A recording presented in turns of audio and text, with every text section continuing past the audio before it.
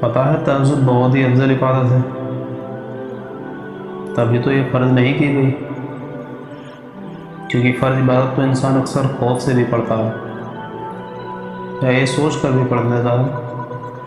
کہ اس کا روز محشر میں سوال کیا جائے گا، مگر تہجد انسان ہر ڈر سے آزاد ہو کر پڑھتا ہے۔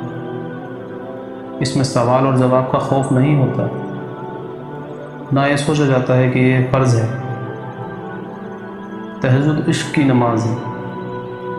اور بس یہ سوچ کر پڑھی جاتی ہے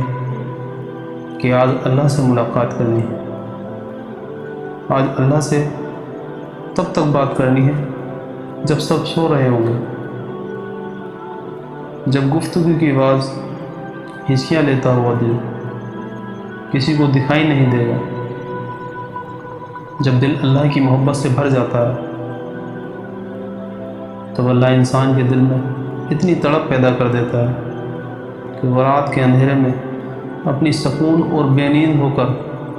اللہ سے ملنے آتا ہے۔